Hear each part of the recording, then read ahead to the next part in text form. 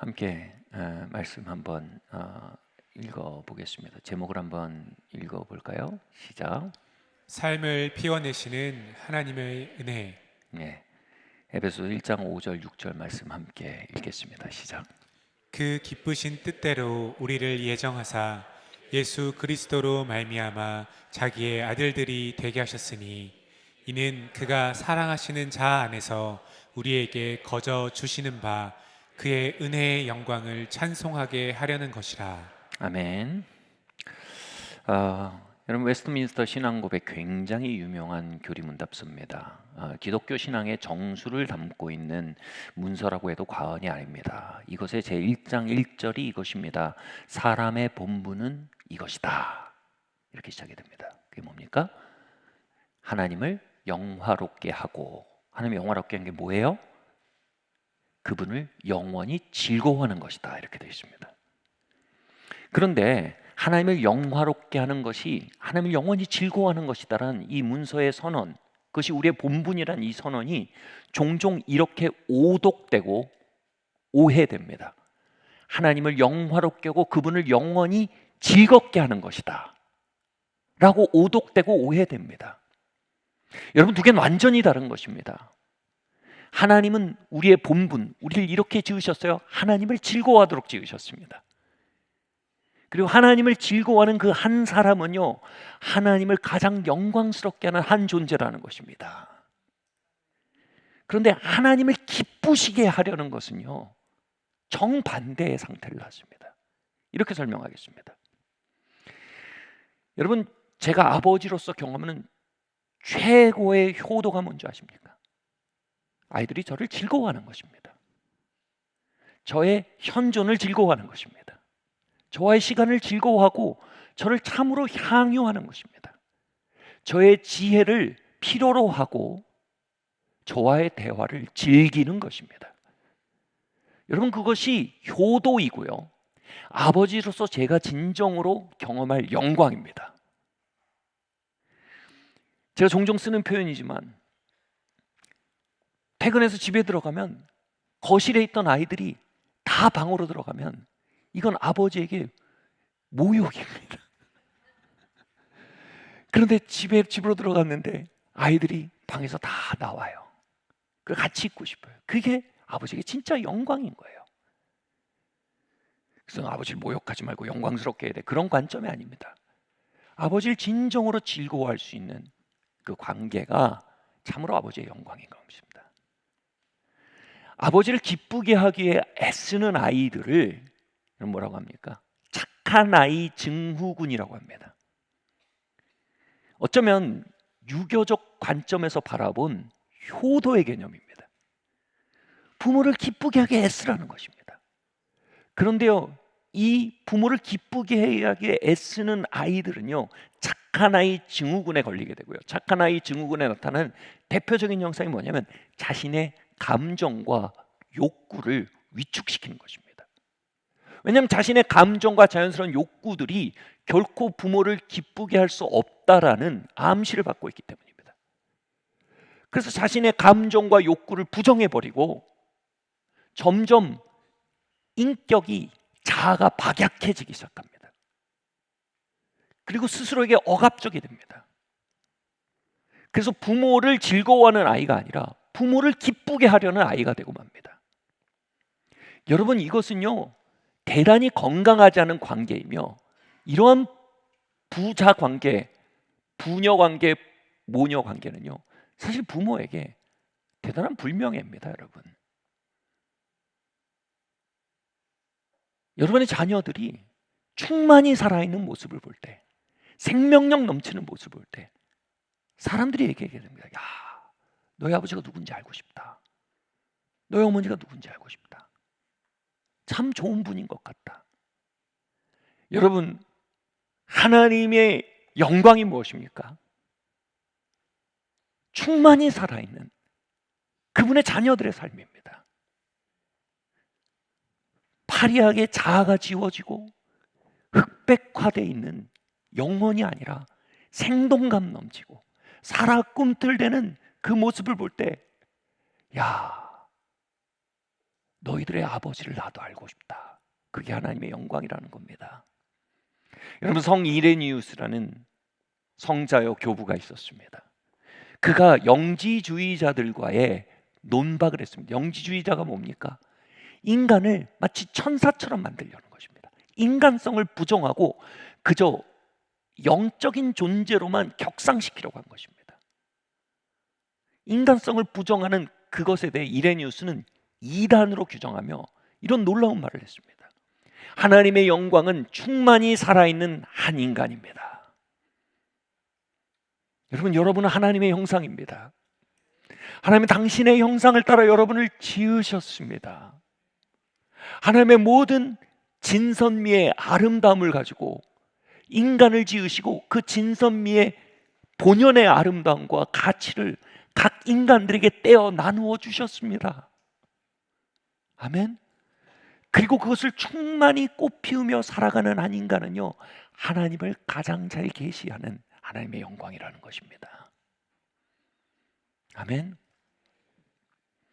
그러나 오늘날 그리스도의 몸된 교회 안에 가득한 영적 착한 아이 증후군은요, 하나님이 지으신 형상으로 충만히 살아가며 그 형상을 꽃피우는 아버지의 사랑과 돌봄을 신뢰하며 하나님을 즐거워하는 아이들이 아닌 하나님을 기쁘시게 하기 위해 자신을 억압하고 짓누르고 서로를 억압하고 강박적으로 몰아붙이는, 하나님을 기쁘시게 애쓰는 착한 아이 증후군에 기울어진 모습들을 우리는 어렵지 않게 볼 수 있습니다.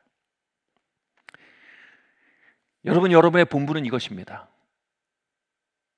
하나님을 기뻐하는 것입니다. 하나님이 즐거워하시는 것입니다. 이 말은 뭘 얘기합니까? 하나님의 형상으로 지어진 여러분 자신과 화해하는 것입니다. 하나님의 형상으로 지어진 여러분을 향유하는 것입니다.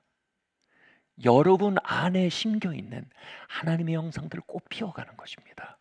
살아내는 것입니다. 아멘. 그러면요, 어떻게 우리가 그분을 즐거워하며 충만히 살아있는 한 인간이 될 수 있을까요? 어떻게 이레니우스의 선언이 우리 안에 실현되는 공동체가 될 수 있을까요? 오래전에는 드림컬처 세미나라는 곳에 참석했습니다. 참 세상에 좋다는 컨퍼런스, 좋다는 세미나, 하나님 길을 많이 열어주셔서 5대형 6대주로 다니며 많은 세미나 컨퍼런스 참석했지만 그 중에 이 드림컬처 세미나는 참 저에게 큰 인상을 남긴 세미나였습니다. 그 세미나의 내용이 이겁니다. 하나님이 각자를 어떠한 형상으로 지으셨는지 발견해야 한다는 것입니다. 그리고 그 형상을 발견해 그 형상을 꽃피며 그 형상을 살아내는 것이 바로 우리의 부르심을 이루는 과정이라는 것입니다. 이 과정에 대해 아주 인상적인 문구가 있었습니다. 하나님이 저와 여러분을 지으실 때 이렇게 지으셨다고 표현합니다. 하나님이 하나님의 열정과 성품, 하나님의 꿈을 중심에 놓고 그 주변에 영혼을 두르고 육체를 둘러 우리 각자를 지으셨다는 겁니다. 우리의 중심에는 그분의 형상을 살아내고자 하는 소원이 있다는 것입니다. 우리에 넣어둔 하나님의 성품과 하나님의 가치를 살아내고자 하는 열망이 있으며 그 열망을 살아내기에 아주 적합하게 저와 여러분의 성품이 지어졌으며 그 열망을 실현하기 아주 적합한 방식으로 저와 여러분의 육체가 지어졌다는 표현인 것입니다. 예, 우리는 타락을 경험했습니다. 우리는 파괴되었습니다. 여러분, 여기서 끝난 게 아니지 않습니까? 복음 뭐라고 합니까? 예수님이 오셔서 그 죄를 속하셨습니다. 그 타계와 파락을 돌이키셨습니다. 그리고 우리 안에 성령을 두셨습니다. 그리고 그 깨어진 것을 다시 일으켜, 할렐루야, 다시 그 형상을 꽃피우도록 부름받은 자들이 성도라는 것입니다. 그래서 얘기하는 것이 이것입니다. 우리 각자가 지어진 영혼의 모습들을 회복하고 우리 안에 있는 하나님의 형상들을 발견하고 살아내기 시작할 때 우리는 참된 충족감과 만족과 초월을 경험한다고 얘기합니다. 초월은 뭡니까? 우리가 시간을 살지만 태초에 나를 택해서 지으신 그분의 의도와 열정에 맞게 살아내기 시작할 때 우린 영혼 속에 있는 그분의 미소를 경험한다는 것입니다. 그리고 이겁니다. 아, 내가 이걸 위해 지어졌구나. 아, 이게 나구나. 아, 난 이런 사람이구나. 난 이렇게 살도록 예정된 사람이구나. 무언가 하나님의 디자인에 살고 있다는 그 충족감 말입니다. 그 평안 말입니다. 그 만족감 말입니다. 불의 전차에라는 영화의 주인공이죠. 에릭 리델, 아주 유명한 영국의 이 육상 선수입니다. 그는 정말 독실한 성도였습니다. 그래서 너무 달리길 잘하니까 영국 국가대표까지 돼서 올림픽에 출전하게 됩니다. 그런데 독실한 성도였던 그의 여동생은 에릭 리델에게 걱정하며 말합니다. 아니 오빠 그렇게 유명해지고 세상적인 성공을 경험하면 난 오빠가 변질될까 봐 무서워. 그러니까 에릭 리델이 이렇게 말합니다. 얘야, 나는 사람의 평판과 부를 위해 달리는 게 아니야. 나는 하나님이 나를 빠르게 지으셨다는 걸 알아. 그리고 나는 빠르게 달릴 때 그분이 내 안에서 기뻐하시는 게 느껴져. 내가 빠르게 달릴 때 그분이 내 안에서 기뻐하시는 게 느껴져. 그는 빠르게 달리도록 지어졌습니다. 그리고 그분의 형상에 맞는 삶을 살아낼 때, 자신 안에 있는 하나님의 열정을 풀어낼 때, 태초 안에 지으신 형상을 꽃 피워갈 때 그는 자신 안에 있는 초월적 즐거움을 만난다라고 말한 것입니다. 여러분, 그 즐거움을 경험하는 자가 어찌 세상에 박수갈채와 세상의 부와 명예에 현혹될 수 있겠습니까? 이걸 심리학자들은요 이렇게 표현합니다. 자기 목적적 행위라고 합니다. 같이 말할까요? 자기 목적적 행위. 인간은요 어떤 행위는요 그 자체가 목적이 되는 행위가 있다는 거예요. 보상을 위해 그거 하지 않아요. 월급 받으려고 그거 하지 않습니다. 평판을 얻기에 그거 하지 않습니다. 명성 얻기에 그거 하지 않습니다. 저의 자기 목적적 행위 중에 하나는 제 아내를 사랑하고 제 아이들을 사랑하는 겁니다. 저는 그 일을 할 때 충만합니다. 저희는 그 일을 할 때 평판을 구하지 않습니다. 그 일한다고 누가 월급 주지 않습니다. 저는 그 일을 위해 존재합니다. 자기 목적적 행위입니다. 그걸 할 때 제가 살아있음을 느낍니다. 이 자기 목적적 행위와 또 다른 차원의 동기가 있다고 합니다. 이거 외적 동기, 외적 보상이라고 합니다. 자기 목적적 행위가 아니라 이걸 하면 월급을 줘. 이걸 하면 사람들이 박수를 쳐. 이걸 하면 실패자란 낙인을 피할 수 있어. 이걸 하면 내가 죽는 것 같아. 근데 주는 보상이 나를 근근히 살게 해. 그래서 하는 건 뭐예요? 외부적 보상, 외재적 동기라고 합니다. 에릭 리델이 말하는 건 뭘까요? 여동생이 말하는 건 뭘까요? 오빠, 나는 오빠가 외재적 보상에 기울어진 사람이 될까 봐 두려워. 에릭 리델이 말하는 겁니다. 아니야, 얘야, 이건 나의 자기 목적적 행위야. 자기 목적적 행위를 발견한 사람은 외재적 보상에 기울어지지 않아. 실제로요, 에릭 리델은요 금메달을 따고요 은퇴하고 중국 선교사로 갑니다. 그러면서 명성과 부와 평판에 대해서 그는 별로 개의치 않습니다. 하나님의 뜻을 살아내는 충만과 충족과 평화를 그는 자기 목적적 행위로서 경험했기 때문입니다. 이 드림컬처 세미나에서는요 에릭 리델의 얘기를 하면서 이렇게 얘기합니다. 참가자들에게 이런 질문을 던져요. 이 질문이 당시로선 제가 약간 충격적이었습니다. 당신의 영혼을 발견하는 방법이 있습니다. 당신의 부르심을 발견하는 방법이 있습니다. 이러면서 이렇게 질문합니다. 어떤 일이 당신을 살아있게 만듭니까? 영어 표현으로 어떤 일이 당신에게 생명을 줍니까? 직역은 건데요. 좀 의역하면 어떤 일이 당신을 살아있게 만듭니까? 에릭 리데를 살아있게 만드는 행동은 달리기였습니다. 아마 에릭 리델에게 서예를 시켰으면 죽어갔을 겁니다. 에릭 리델에게 노래를 시켰으면 죽어갔을 겁니다. 에릭 리델은 달리기를 할 때 살아나는 사람이었습니다. 여러분의 영혼을 알고 싶으십니까? 여러분의 자기 목적적 행위를 발견하고 싶으십니까? 무엇이 여러분을 살아나게 합니까? 예배가 우리를 살아나게 합니다. 왜요? 우리는 하나님이 예배하도록 지어졌으니까요.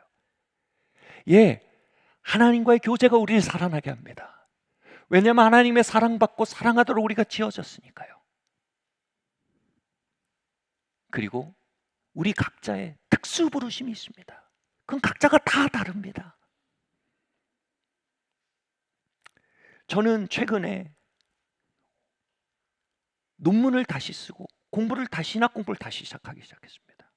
이미 9년이나 한 신학 공부지만 이걸 다시 하는데 제가 막 설레는 거예요. 예전에 신학교 다닐 때 기말고사가 되면 제가 너무 좋아하는 시간이 있었어요. 기숙사, 약간 민폐일 수 있지만 기숙사가 아니고 도서관에 구석자리를 점거합니다. 그리고 제가 한 학기 동안 배웠던 신학책을 이만큼 쌓아놓습니다. 그리고 거기 틀어박혀서 집에 가서 2-3시간 자고 와서 그 신학책을 계속 보는 거예요. 시험 보고 싶은 게 아니에요. 그 신학책을 계속 보는데 뭐랄까요? 나 자신이 되는 느낌입니다. 살아있는 것 같습니다. 거기서 뭐 핵심 족보 구해가지고 거기서 무슨 답이 나올, 무슨 문제가 나올까 이런 걸 하지 않아요. 이미 학점이라는 외부적 요인이 아니라 그 자체가 절 살아있게 합니다.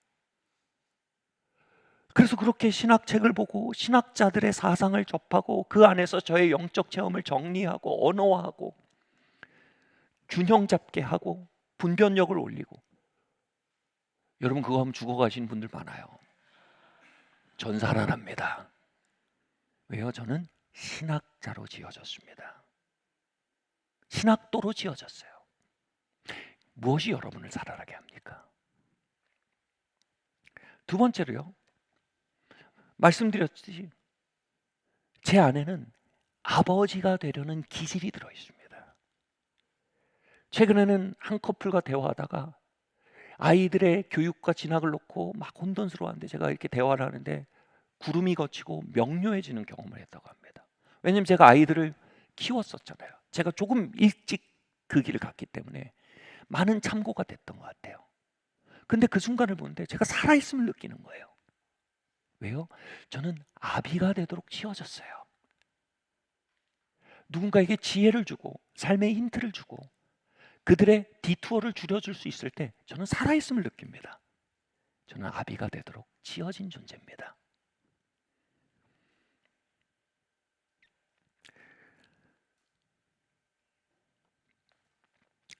그리고 또 많은 분들이 아시겠지만 저는 자연 속을 헤매며 다닐 때 살아있음을 느낍니다.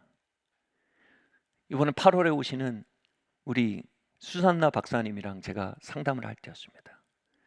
수산나 박사님이 저한테 이렇게 얘기합니다. 언제 하나님의 음성이 잘 들렸습니까? 가만히 그려보는데 제가 그때 코로나에서 어디 멀리 가지도 못했고 그냥 출장 가던 것이 속초였어요. 속초 방파제가 있는데 거기를 걸으면 그렇게 마음이 안정이 되며 하나님이 가까이 계심을 알았어요. 살아있음을 느꼈어요. 무슨 얘기입니까? 저는 여행가예요. 저는 자연을 사랑하는 여행가로 지어졌어요. 근데 저랑 똑같이 다니면 죽어가는 분들 많을 거예요. 모두가 저처럼 지어지진 않았어요. 저는 또한 맛있는 음식을 찾아내서 같이 먹고, 때로 최근에는 어느 정도로 갔냐면 이제 레시피를 공부해가지고 요리를 한두 개씩 배워서 나눠 먹으면 막 살아납니다. 그 밥상 공동체에서 함께 나누는 그게 너무나 저를 즐겁게 합니다. 저는 미식가로 지어졌습니다.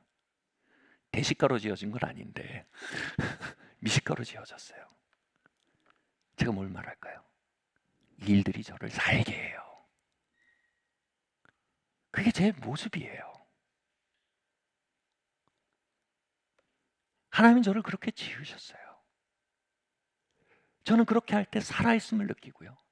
제가 그렇게 충만히 살아있음을 느낄 때, 제가 충만히 아비가 되는 자리에서 살아 꿈틀대며 지혜를 나눌 때,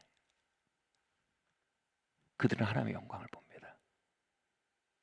살아있음을 느끼며 함께 음식을 나눌 때, 밥상에 참여하는 이들이 하나님의 작은 영광을 느낍니다.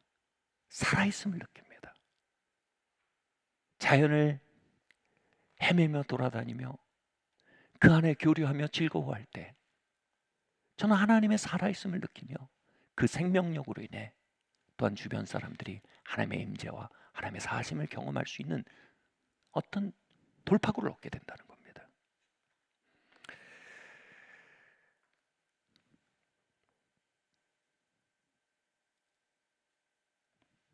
지난주에 여러분 제가 멀리 있었지만 예배는 다 참석하고 있었어요. 그리고 화면으로 누가 오셨는지 안 오셨는지 다 보고 있었어요. 농담이 화면 안 나옵니다. 네, 화면으로 예배에 참석하고 있었는데 제 은사님이죠. 유혜령 교수님이 하나님의 나라가 가까이 있다란 말씀을 이렇게 비유하시더라고요. 소확행, 소소하지만 확실한 행복으로요. 대단히 적절한 비유라고 저는 생각을 합니다. 하나님의 나라는 가까이 있다는 예수님의 선언은요, 영어로 Kingdom of God is at your hand입니다. 이건 두 가지 중의적 의미를 갖습니다. 살아 꿈틀거리는 우리의 차원은 at your hand, 우리 가까이 있다는 겁니다. 제가 억만장자가 돼야 그때 살게 되는 게 아닙니다. 제가 어마어마한 메가처치에 담임 목사가 돼야 그때 사는 것처럼 사는 게 아닙니다. 여러분이 어마어마한 대기업에 어마어마한 중역이 돼야 여러분 그때 사는 것 같이 사는 게 아니라는 겁니다. At your hand, 가까이 있다는 겁니다. 무슨 얘기입니까? 오랫동안 접어놓았던 신학 공부를 다시 시작하는 것에 저의 살아있음이 있다는 것입니다. 때로는 용기를 내서 함께 밥 먹고 함께 식탁 자리를 함께 하도록 발을 내딛는 일에 하나님 나라가 있다는 겁니다. 귀차니즘과 소극성을 깨뜨리고 몸을 일으켜서 자연을 향해 나아가고 해변을 걷고 모험을 시작하는 일에 하나님의 나라가 있다는 것입니다. 그렇게 충만히 살아 꿈틀거리기를 선택할 때, 우리 자신이 되기를 선택할 때, 태초에 우리를 지으신 형상과 화해하며 태초에 우리를 지으신 형상과 함께하는 하나님의 숨결과 화해할 때, 에릭 리델이 달리기를 시작할 때 그곳에 하나님 나라가 있다는 것입니다.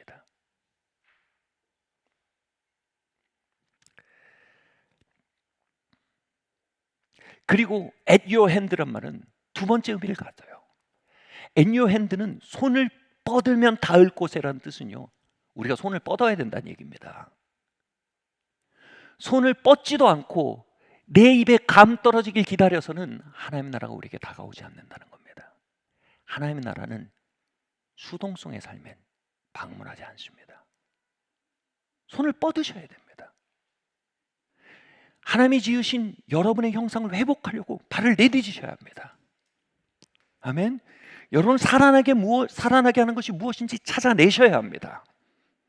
아멘. 탐구하셔야 합니다. 시도하셔야 합니다. 귀차니즘을 넘으셔야 합니다.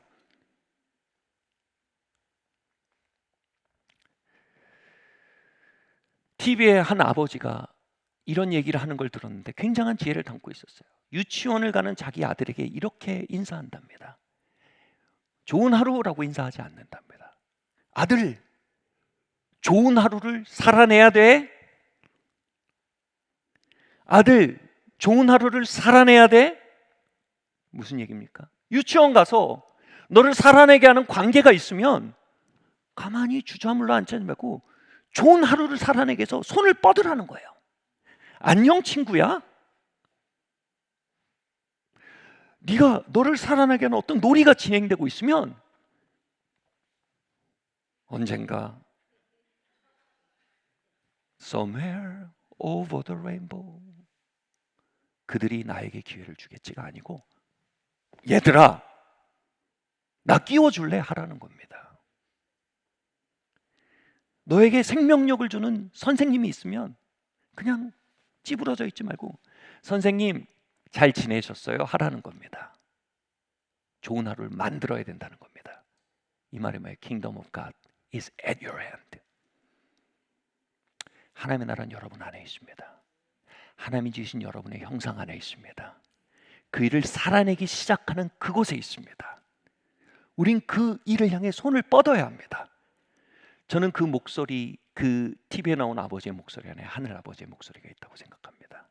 얘들아, 너의 삶 좋은 삶으로 만들어내야 돼. 아멘.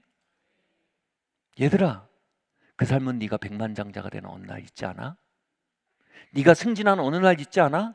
세상 사람들이 다 박수 쳐주는 그날이 있지 않아? 네 연봉이 억다가 되는 그날이 있지 않아? 외부적 보상 요인에 있지 않아? 그날은 한 목적적, 자기 목적적 행동을 발견하고 살아내는 곳에 있어. 너에게 생명을 주는 그 행동들, 생명을 주는 그 삶을 발굴하고 살아내는 데 있어. 하나님 나라는 네 안에 있어. 살아내. 아멘.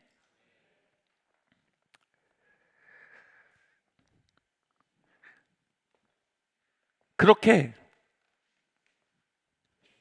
이런저런 핑계와 소극성과 불신과 삶에 대한 낙심과 권태와 허무주의와 피로감을 떨쳐야 하는 것입니다.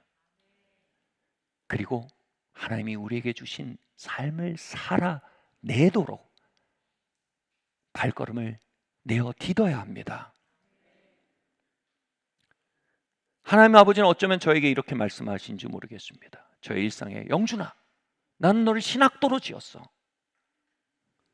영준아, 나는 너를 영성가로 지었어. 영준아, 나는 너를 아버지로 지었어. 영준아, 나는 너를 모험가로 지었어. 영준아, 너는 영성가야. 여행가야. 그래 영준아, 너는 미식가야. 난 네가 네 모습 그대로 살아내길 바래. 나의 숨결은 너를 그렇게 지은 너의 모습 안에 함께 머물고 있단다. 아들아, 네 삶을 풍성하게 살아내야 해. 하나님의 나라는 네 옆에 가까이 있어. 할렐루야.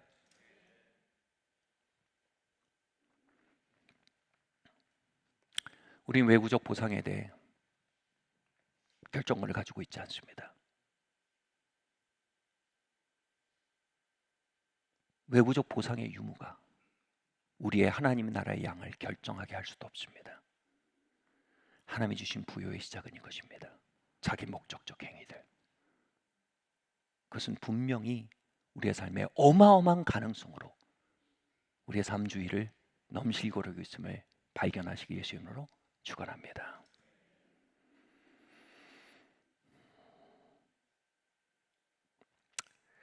요한일서 2장 15절 17절 말씀 함께 읽겠습니다. 시작. 이 세상이나 세상에 있는 것들을 사랑하지 말라. 누구든지 세상을 사랑하면 아버지의 사랑이 그 안에 있지 아니하니 이는 세상에 있는 모든 것이 육신의 정욕과 안목의 정욕과 할렐루야. 이생의 자랑이니 다 아버지께로부터 온 것이 아니요 세상으로부터 온 것이라. 이 세상도 그 정욕도 지나가되 오직 하나님의 뜻을 행하는 자는 영원히 거하느니라. 아멘. 여러분 이 말씀을 보면요 두 가지 거대한 흐름이 나옵니다. 하나는 하나님의 사랑입니다. 그 사랑은 우리를 지었습니다. 그리고 우리를 창조한 그 사랑과 화해하고 우리 자신과 화해하고 그 사랑 안에 우리 자신을 피워내며 사는 삶을 뭐라고 합니까? 영원까지 이어지는 유업을 남긴다고 합니다. 반대로 세상 사랑이 있습니다. 세상 사랑이 뭡니까? 정확하게 외부적 동기와 외부적 보상의 기대에 근근히 살아가는 삶입니다. 여러분, 심리학자들은요, 외부적 보상과 외부적 동기에 지나치게 기대서 살아가는 삶에 대해서 이렇게 말합니다. 세속화된 삶이라고 말합니다. 심리학자들은요, 세속화됐다. 우리말로 그렇게 말합니다. 세상에 찌들었다. 여러분, 세상에 찌들었단 말이 뭡니까? 정확하게 규정이 안 돼요.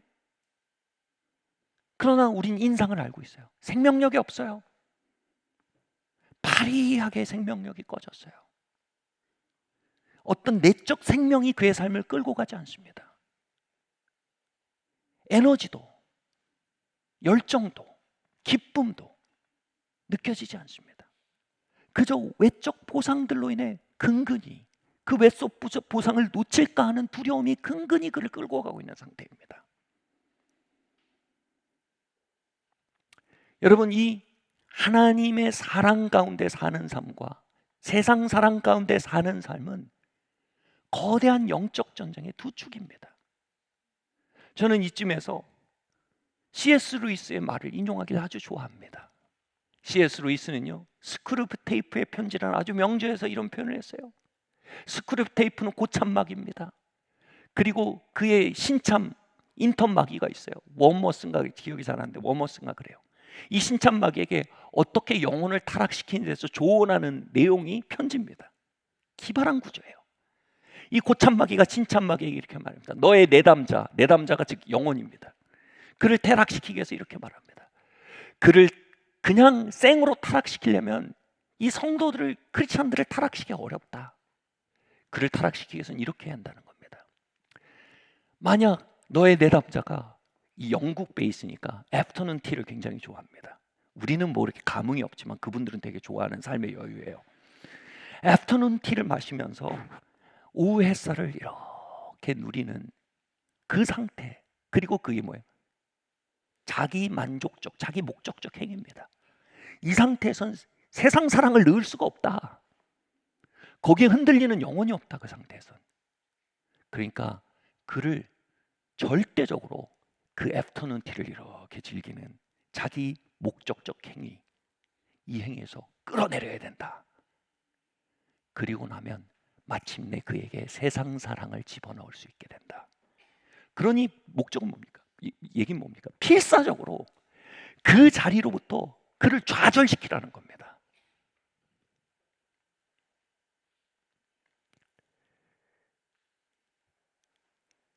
여러분, 산다고 다 사는 게 아니죠. 두 가지 삶의 상태가 있어요. 하나는 뭡니까? 생활입니다. 생활이 뭡니까? 살아 꿈틀댄다는 말입니다. 생활하는 겁니다. 아버지가 되고 뭐 세계여행 이렇게 안 가도 돼요. 속초라도 가고 쉬는 날에, 그죠? 해변이라도 거닐고, 그죠?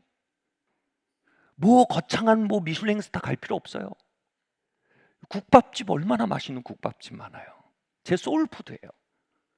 국밥집 잘 맛있는 데 찾아가서 같이 가족들과 먹고, 그리고 고기 한두 근 사서 조리도 해서 나눠 먹고. 여러분, 이게 뭐예요? 자기 목적적 행위입니다. 이 일들로 우리의 영혼을 끊임없이 생활하고 살아있게 하면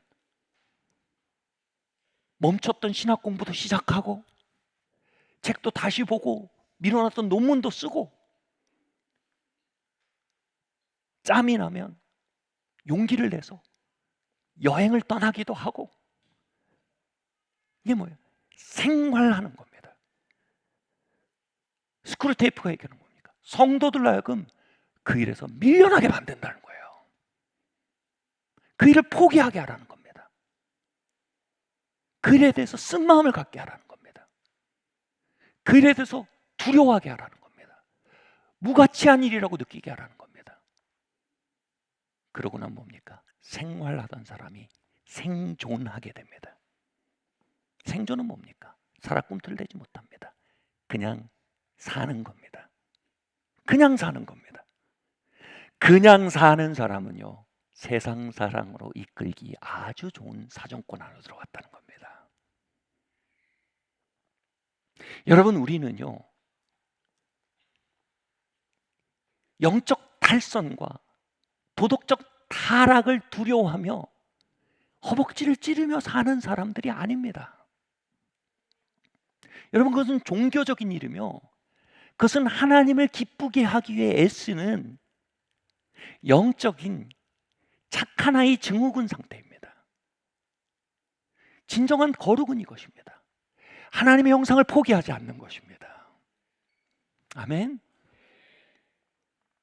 살아 꿈틀대는 일에 있어 뒤로 물러나지 않는 것입니다.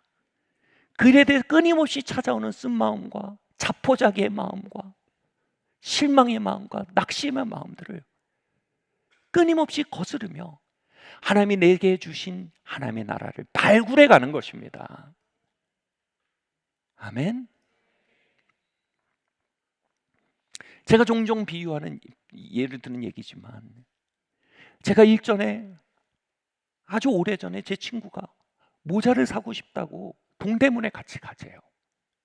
그래서 동대문에 같이 갔어요. 제가 동대문에 쇼핑을 해봤거든요, 고등학교 때. 근데 한 3바퀴 돌고 흥정해야 자기께 와요. 근데 이 친구는 한 바퀴만 돌고 그냥 순진하게 거기 붙은 가격표만 보고 낙심하고 버스 타고 집에 가자는 거예요. 그래서 친구야, 2바퀴 더 돌아. 그래, 내 골 붙어야 돼. 그렇게 순순히 안 나온다, 네가 원하는 물건이. 근데 이 친구는 그냥 버스에 올라서 집에 가면서 저한테 이렇게 말하더라고요. 영준아, 내가 원하는 일은 되는 게 없어. 그 말을 듣는데요, 제 안에 거룩한 분노가 일어났어요.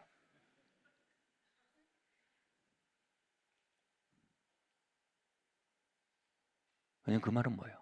하나님의 살아계심을 부정하는 거예요. 하나님은 나의 일상에 관심이 없다는 선언이에요. 하나님 나의 생활에 참여하지 않는다는 선언이에요.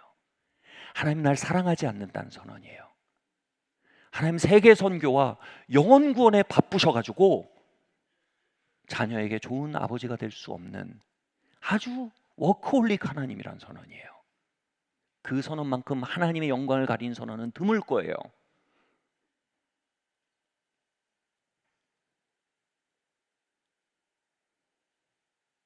아주 어처구니 없는 소리일 수 있지만 그 자리에서 하나님의 선하심 믿는다면요, 그 자리에 기회를 주신 하나님의 사심을 신뢰하면요, 3바퀴는 돌아봐야 되는 거 아닙니까? 말이라도 붙여봐야 되는 거 아닙니까? 그러다 뭐 덜컥 얻어 걸리는 게 쇼핑 아닙니까? 그 선하심이란 게 날 잡아잡수하고 이렇게 방문하지 않다는 말이에요. At your hand. 여러분, 그 낙심 속에, 그 불신 속에, 그 하나님에 대한 실망 속에 스크루테이프에 조언이 들어있는 겁니다. 아, 하나님 나에게 그런 거 관심 없으시고 그런 건 해봐야 안 되는 거고, 하나님 그냥 나를 구원의 통로로 삼으셔서 열심히 신방 다니고 전도한 일에 관심 있으시고, 하나님 열심히 기쁘게 하시고 하나님 영화롭게 하시고, 그게 내 본분이다. 좋습니다. 잘못된 거 아니에요. 제가 말하는 건 뭐예요? 더 나은 길이 있다는 것입니다. 충만히 살아있으시라는 겁니다. 그럼 여러분이 전도지가 되는 겁니다. 아멘. 충만히 살아있는 한 인간은 최고로 하나님의 영광을 반사하는 통로입니다. 종종 사용하는 말씀입니다. 1달란트 받은 자가 땅에다 그걸 묻어놓고 하나님께 뭐라고 합니까? 당신은 마음이 굳은 자이기 때문에 내가 두려워하고 염려해요. 이것을 숨겼습니다. 이 달란트가 뭡니까? 우리의 삶에 찾아와 있는 하나님의 나라의 기회들입니다. 신학도로서의 저의 가능성입니다. 여행가로서의 저의 삶입니다. 아버지로서의 저의 삶입니다. 아멘? 자연을 사랑하는 한 사람으로서의 저의 삶입니다. 요리를 나누고 즐거워하는 미식가로서의 저의 삶입니다. 그것을 땅에 묻는 이유가 뭐라고 말합니까? 하나님을 굳은 자라고 말하는 그의 마음입니다. 하나님에 대한 실망과 오해와 쓴 마음입니다. 그것은 삶에 펼쳐져 있는 하나님의 나라의 가능성들을 땅에 묻어버리며 말하게 합니다. 내 삶은 항상 이래.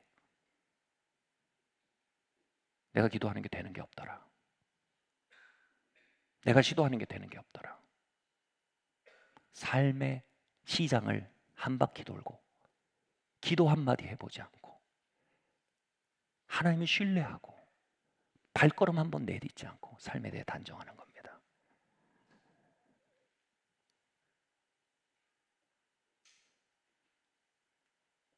저는 이렇게 말하기를 좋아합니다. 이 문맥에서 사랑하는 성도 여러분,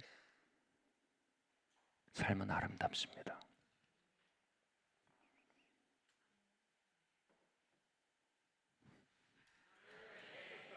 무슨 얼렁뚱땅 말 같지도 않은 소리를 하냐는 표정을 하십니까? 삶은 아름답습니다. 하나님에 대한 실망으로 묻어버리기엔 삶은 아름답습니다. 생활을 포기한 채 생존에 내려앉기엔 하나님 너무 선하십니다. 할렐루야.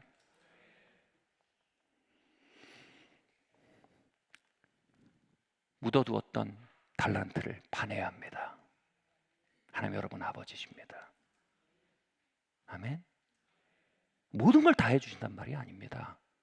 그 과정 속에 하나님의 선하심과 사랑으로 정말 아름답게 그 과정을 빚어가신다는 말입니다. 아멘. 그 과정이 너무나 아름답게 쓴마음 따위는 들어올 기회가 없다는 것입니다. 아멘.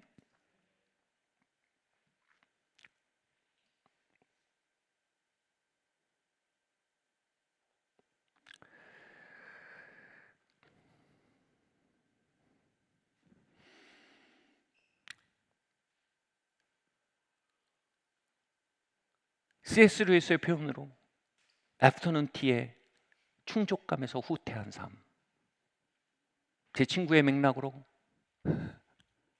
시장 한 바퀴 돌고 실망한 삶, 저의 맥락으로 덮어두었던 신학책을 더 이상 열지 않는 삶. 목사로서 삶은 너무 바쁘고 너무 빡빡해서 이걸 시도할 여력이 없다.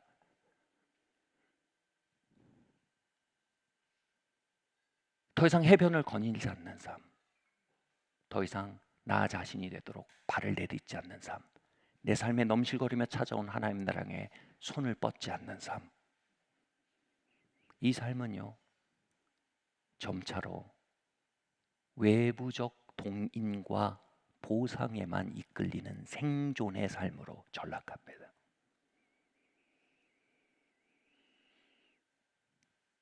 여러분, 인류의 역사에 가장 비극적인 일을 일으킨 사람이 있다면 히틀러일 겁니다. 그죠?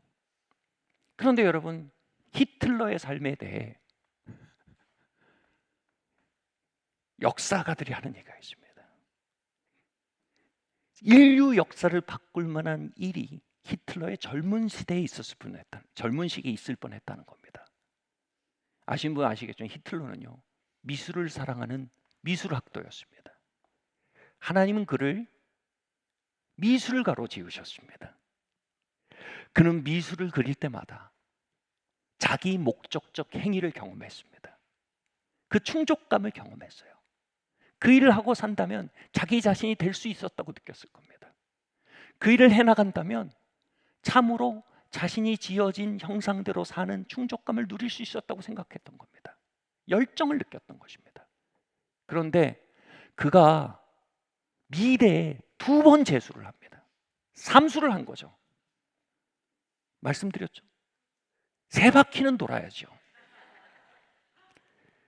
근데 이 젊은 히틀러가 거기서 쓴마음을 품었습니다. 낙심했습니다. 그리고 뭐예요? 걷어치워버렸습니다. 이렇다니까 삶은 나에게. 여러분, 심리학자들은 얘기합니다. 자기 목적적 행위를 잃어버린 사람의 상실감을 보상할 수 있는 건 없다고 합니다. 그 자리를 채울 수 있는 외적 동인과 보상은 존재하지 않는다고 합니다. 그 상실감을 보상하기 위해 외적 동인을 선택할 때 그것은 중독적인 행위가 돼서 바닷물을 마시듯이 끊임없이 그것을 갈망하게 된다고 합니다. 히틀러가 선택한 외부적 보상은 뭡니까? 권력이었어요. 그는 권력지향적이 되어서요, 독일의 정권을 잡았어요. 그러나 그의 바닷물에 대한 갈망은 끝나지 않습니다. 그 영혼은 만족하지 못합니다. 온 유럽을 거머쥡니다. 그래도 만족하지 못합니다. 전 세계를 향해 전쟁을 벌립니다. 그 안에는요, 결코 채워지지 않는 상실감이 있었어요. 그건 뭐예요? 자기 목적적 행위를 잃어버린 상실이었어요. 우리는 히틀러가 하나님의 심판대 앞에 서면 너 유대인을 왜 이렇게 많이 죽였느냐? 심판받을 거라고 생각합니다. 당연히 그럴 겁니다. 너 왜 이렇게 독재자로 살았느냐? 당연히 심판받을 겁니다. 근데 그 모든 심판 이전에 히틀러에게 하나님 물으실 질문이 이겁니다. 너 왜 너 자신을 살길 포기했냐?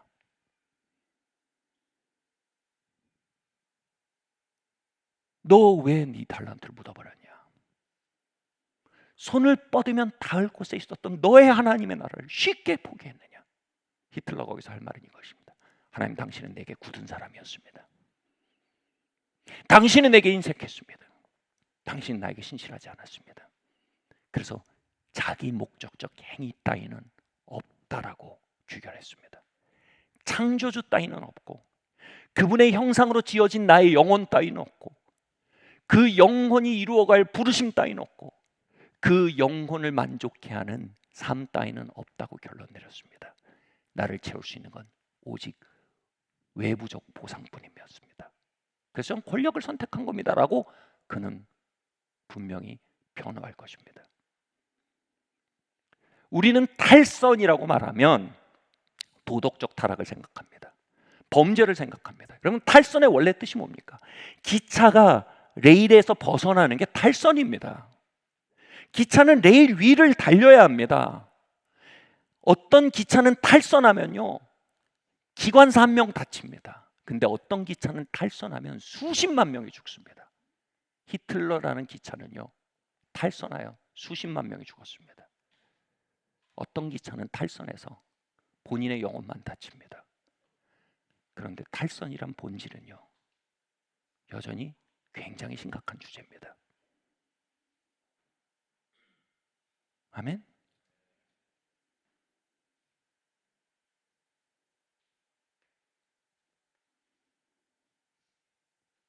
인생을 두 바퀴 돌고 당신은 나에게 굳은 사람이라. 이건 굉장히 심각한 주제입니다.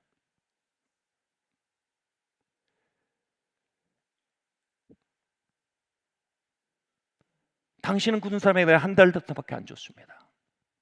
그리고 묻어두었습니다. 이것은 대단히 심각한 주제입니다. 그것은 사회에 해악을 끼친 도덕적, 반사회적 탈선 뿌리가 되는 영적 탈선입니다. 하나님의 지으신 형상과 그분의 숨결에서 끊어지는 것입니다. 오늘 내 삶에 찾아오고 있는 하나님의 나라에서 끊어지는 것입니다. 스크루 테이프와 그의 인턴막 위에 목소리에 굴복하는 것입니다. 그 목소리를 거슬러 하나님 여러분에게 말씀하십니다. 나는 너의 아버지다. 내가 너를 지었다. 나의 사랑으로부터 오늘을 살 수 있다. 나를 신뢰한다면 네가 멈춰섰던 그곳에서 한 걸음 내딜 수 있고, 나를 소망한다면 귀차니즘으로 묻어버린 삶을 생활로 바꿀 수 있다.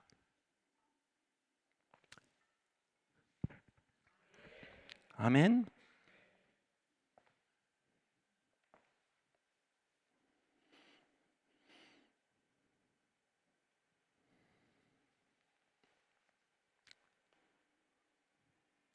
성도의 가장 큰 위기는 생활에서의 생존으로 내려앉으며, 성도의 가장 큰 회심과 가장 큰 돌파는 생존에서 생활로 올라서는 일입니다. 그것은 at your hand. 여러분, 손 뻗음의 문제입니다. 믿음으로 손을 뻗으십시오. 입을 크게 열라. 내가 채우리라. 나와 내 모든 것이 너의 것이거늘. 내가 너와 함께 있거늘. 어찌 너에게 양 한 마리 잡아 잔치 한번 벌려주신 적이 없다라고 말하느냐. 당자의 귀향에서 아버지가 상실감으로 차있던 외적 보상으로만 살아가던 첫째 아들에게 간곡히 말하는 돌이킴의 초청인 것입니다. 그분은 우리에게 선하십니다. 다시 말해, 그분을 신뢰하고 용기를 내어 살아볼 만하다는 것입니다. 아멘. 혹시 이 자리에 스크류테이프와 워머스가 우리 안에 불어넣고 있던 쓴마음과 실망과 하나님에 대한 불신과 하나님에 대한 속단과 그분의 나라에 대한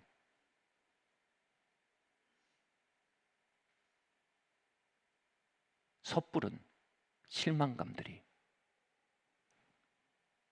우리의 생활을 유린하고 있지 않은지 우린 돌아봐야 합니다.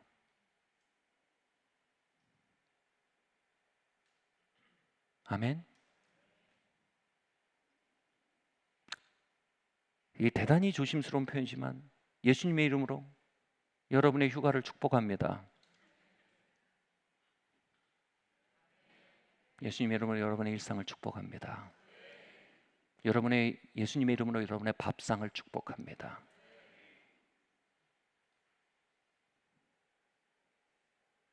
예수님의 이름으로 여러분의 부부관계와 아이들 간의 만남을 축복합니다. 하나님을 즐거워하고 서로를 즐거워하고 자신의 자신됨을 즐거워하는 그 회복을 예수님으로 축복합니다. 우리 빠르게 그럼 어떻게 그것을 회복하는지 세 가지 스텝을 빠르게 한번 살펴보고 말씀 마치고자 합니다. 첫 번째로요, 여러분, 안식에서 시작하십시오. 하나님이 천지를 지으셨을 때 6일 동안 천지를 창조하시면서 6일째 사람을 지으셨습니다. 아멘. 그리고 7일째 뭐 하셨어요? 안식하셨습니다. 사람 입장에서는 맞는 첫째 날이 언제예요?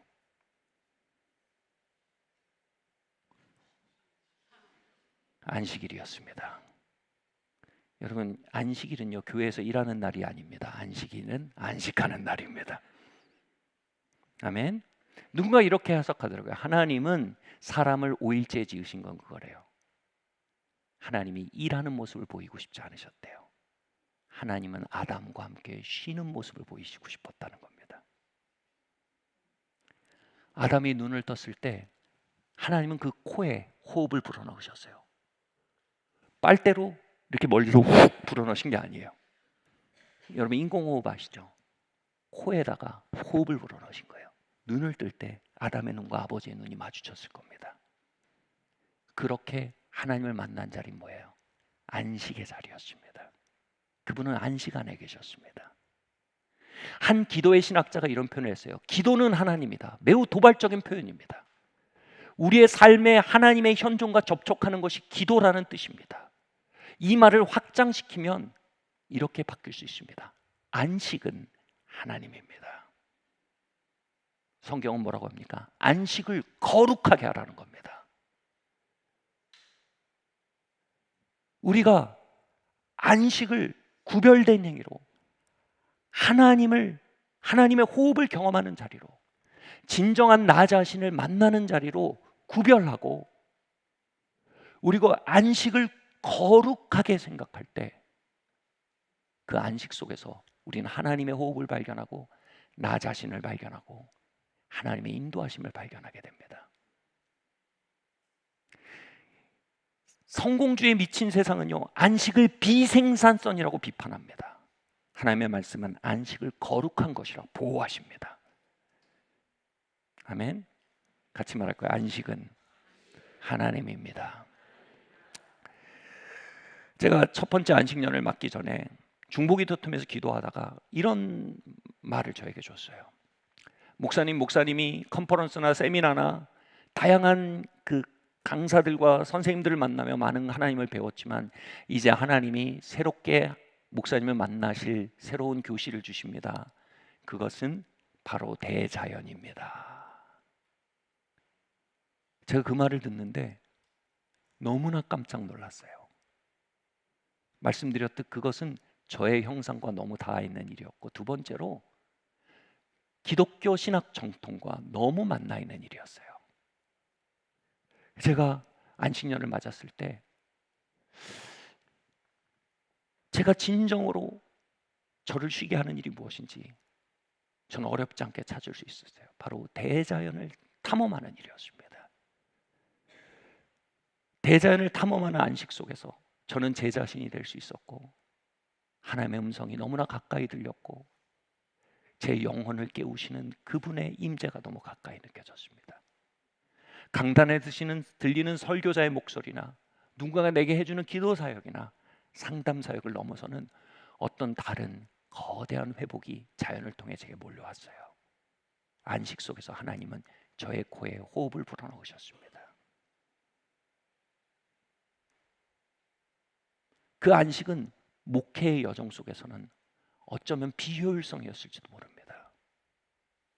그러나 영적 건강에 있어서는 피할 수 없는 열매의 차원, 성공의 차원이 아니라 하나님과 주신 열매의 차원에서는 너무나 중요한 저의 삶의 성소였습니다.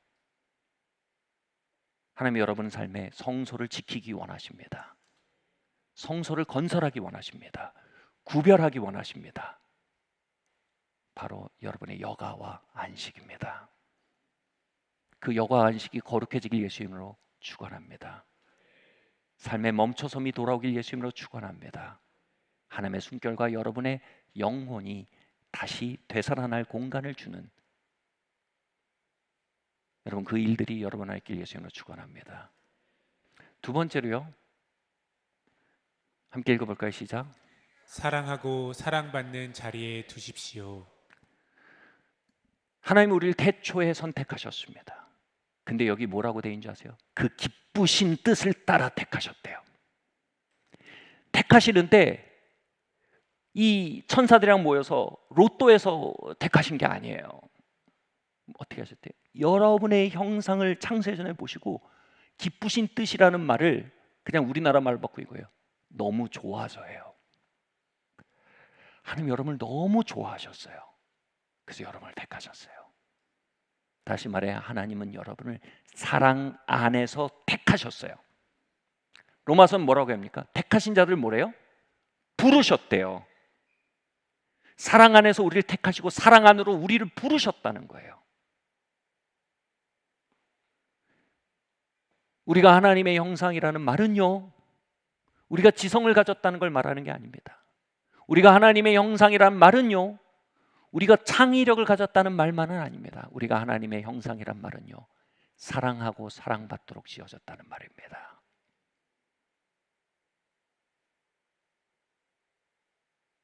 민물고기는 민물에 살아야 살고, 하나님께 택함 받은 자들은 사랑 안에 살아야 번영합니다. 바닷고기가 민물 안에 살며 민물고기의 번영을 질투하며 자신의 생명력 없음을 탓하며 사는 것은 어불성설입니다. 여러분 사랑 안에 택함 받았고 사랑 안으로 불림받은 사람입니다. 여러분 가장 활성적으로 살 수 있는 것은 사랑 안에 사는 삶입니다. 말씀드렸듯이요, 여러분 성공주의의 뿌리는 성공에 대한 도전이 아닙니다. 성공주의의 뿌리는 실패에 대한 두려움입니다. 맘모니즘의 핵심은 더 큰 부에 대한 추구가 아닙니다. 가난에 대한, 결핍에 대한 두려움입니다. 소극적인 인간관계, 그냥 혼자 히키코모리형 삶의 핵심은요, 홀로 있음을 좋아하는 게 아닙니다. 핵심 뭡니까? 거절에 대한 두려움입니다. 거절에 대한 두려움, 가난에 대한 두려움, 결핍에 대한 두려움, 실패에 대한 두려움. 우리는 그 두려움 안에 살도록 지어지지 않았습니다. 그 안에선 우리의 영혼이 제 기능을 하지 못합니다. 온전한 사랑이 두려움을 내어 쫓게 해야 합니다. 안식안에 하나님의 사랑이 여러분의 영혼을 치유하도록 공간을 마련하셔야 합니다. 오늘도 두려움이 나에게 말 걸고 나의 멱살을 잡고 끌어가려 할 때 다시 하나님의 사랑 안에 나를 개방해야 합니다. 거절에 대한 두려움이 나의 인간관계를 다시 규정하려 할 때 다시 그분의 사랑 안에 나를 개방해야 합니다.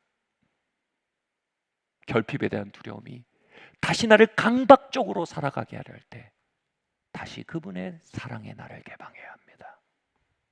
우리 모두는 두려움에 결박당합니다. 우리가 할 수 있는 일은 두려움을 이기는 게 아닙니다. 우리가 할 수 있는 일은 우리의 두려움을 그분의 현존하에 개방하고 올려드리는 겁니다. 하나님, 나는 두렵습니다. 나는 얼어붙습니다. 하나님, 나를 사랑해 주십시오. 하나님의 사랑을 알게 해 주십시오. 하나님의 현존을 알게 해 주십시오. 하나님의 포옹을 알게 해 주십시오. 당신의 온전한 사랑으로 나의 영혼을 녹여 주십시오. 기도는 종교가 아닙니다. 기도는 갈망입니다. 갈망은 역설적으로 두려움 안에 얼어붙은 심령을 인정하는 겸손입니다. 아멘.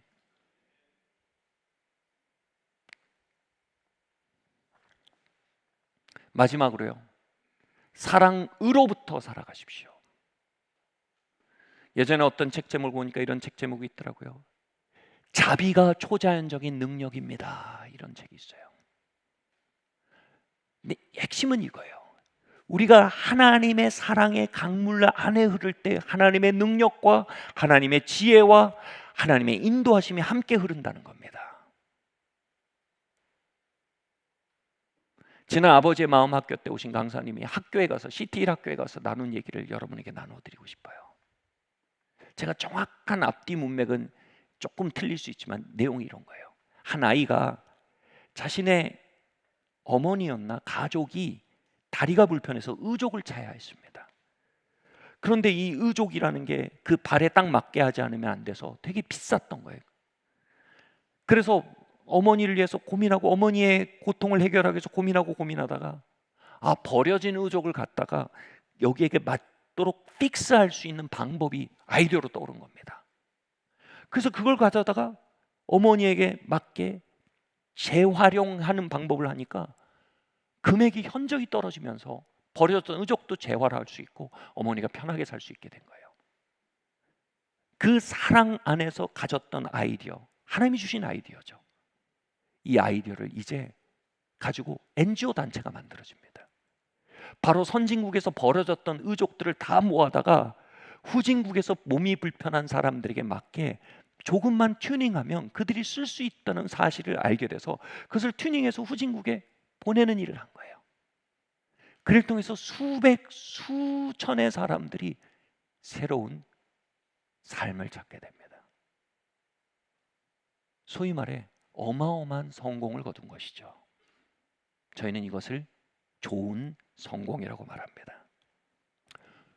하나님이 가져오시는 좋은 성공은 사랑의 강물 안에 있습니다.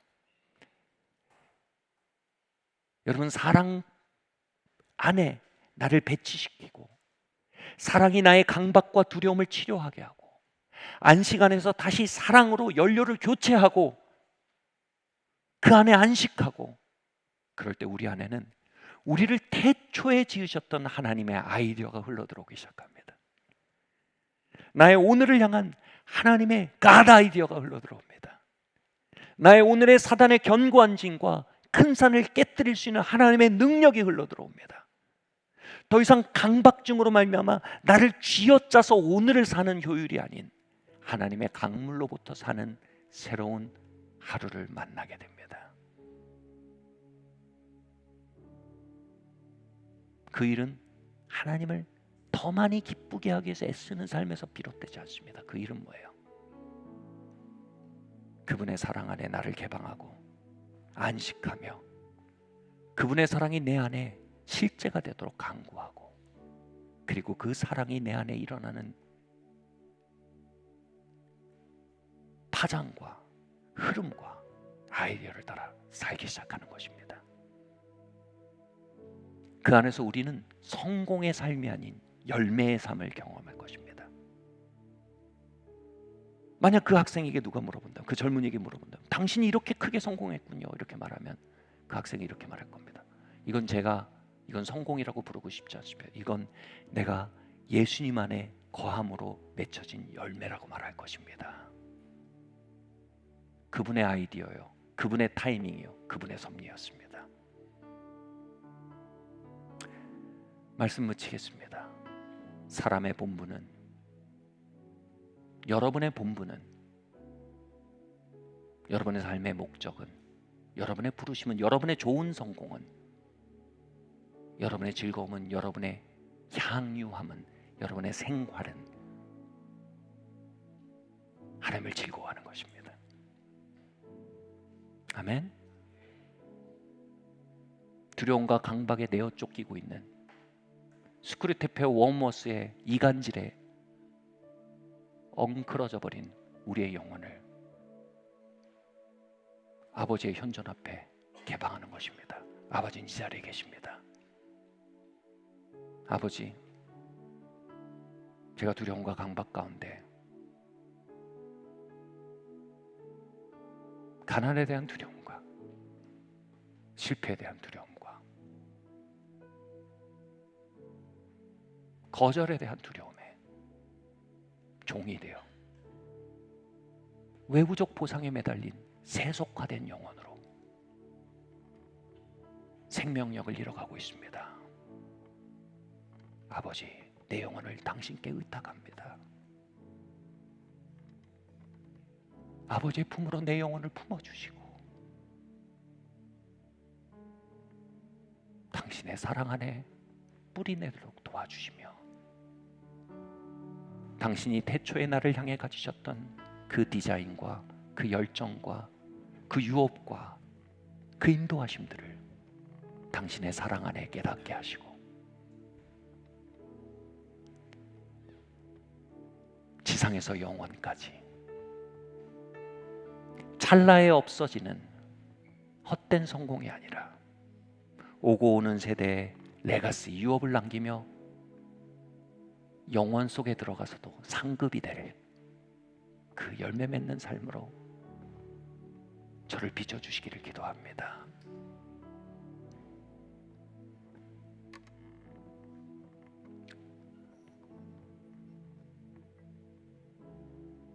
우리 옆에 한번 이렇게 말해볼까요? 더 나은 삶이 있습니다.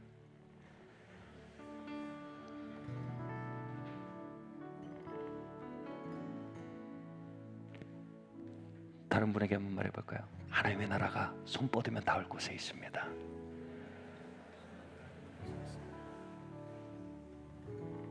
우리 스크류테이프의 그 말에 뭉그러진 영혼을 소송시키도록 이 복음을 서로에게 전해주십니다.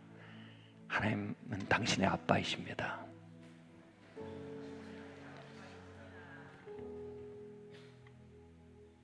마지막으로 우리의 영혼에게 말합시다. 하나님 아버지는 우리의 삶을 꽃 피우시는 농부이십니다. 아멘. 그것을 통해 그분은 영광을 받으십니다. 자리에서 일어나시겠습니다. 온 땅에 주인 되신 주님이 내 이름 아시며 상한 맘 돌보네. 아멘. 할렐루야. 어둠을 밝히시는 새벽별, 방황하는 내 맘 주에게 비추시네. 주님은 나의 죄를 보시고, 주님은 나의 죄를 보시고 사랑의 눈으로 날 일으키시네. 바다를 잠잠하게 하시네. 하시는 내 영혼의 복을 할렐루야. 아멘. 고요케 하시네. 예. 나로 인함이 아닌 주가 행하신 일로 나의 행함이 아닌 오직 주로 인하여 나는 오늘 피었다 지는 이름 없는 꽃과 같네. 바람에 이는 파도 안개와 같지만 주는 나를 붙드시고 부르짖음 들으시며 날 비난하시네. 나는 오늘 피었다 지는 이름 하나님의 창세전에 그 기쁘신 뜻을 따라 우리 한 사람 한 사람을 택하셨습니다. 택하신 자를 또한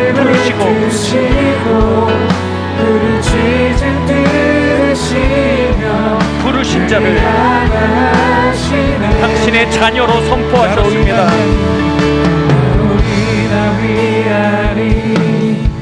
주가 행하신 일로 예, 주님. 나의 행함이 아닌 오직 주 다시 한번 고백합시다. 나로 인함이 아닌 나의 인함이 아닌 주가 행하신 일로 나의 행함이 아닌 오직 주로 인하여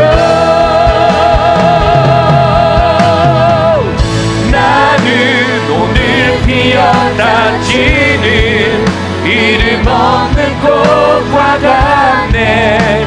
바다에 이는 파도 안개와 같지만 주는 나를 붙드시고 부르짖음 들으시며 날 위하다 하시네.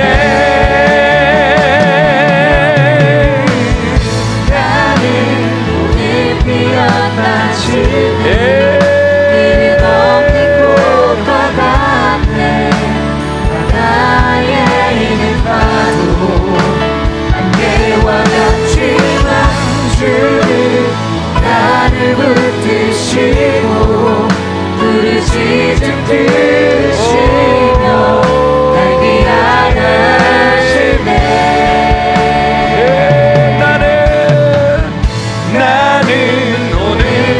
피었다시는 이름 없는 꽃과 같네. 바다에 이는 파도 안개와 같지만 주는 나를 붙드시고 부르짖음 들으시며 날 위하시네. 난 오직 주의 것 선포하세요. 그 스크린 테이프의 음성을 맞서 선포하세요. 난 오직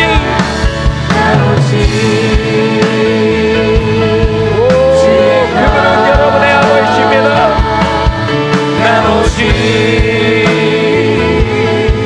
주의 것.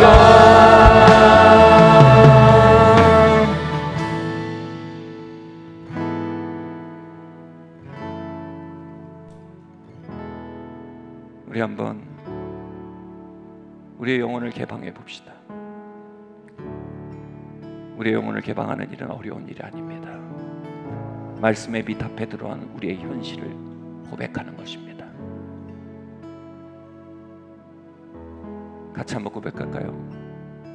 아버지, 거절에 대한 두려움이 우리 부부 관계를 얼어붙게 합니다. 수치에 대한 두려움이 우리의 가족 관계를 소극적으로 만듭니다. 상처에 대한 두려움이 사랑의 삶을 위축되게 만듭니다. 가난에 대한 두려움과 결핍에 대한 두려움과 실패에 대한 두려움이 나의 삶을 소극적으로 얼어붙게 합니다. 아버지의 사랑으로 나의 영혼 안에 신방해 주시도록 요청합니다. 내 안에 오셔서 내 안에 사시고 당신의 온전한 사랑으로 나의 두려움을 녹여가시기를 구합니다. 그 사랑 안에 안식을 알게 하시고 그 사랑이 가져오는 아이디어와 인도하심과 능력의 크심을 우리의 일상 속에 풀어놓으며 살게 하시며 그 하나님의 나라의 통로로 나의 일상을 살며 나의 이웃에게 그분의 사심을 반사하도록 이 시간 나를 기름 부어 주시옵소서. 와.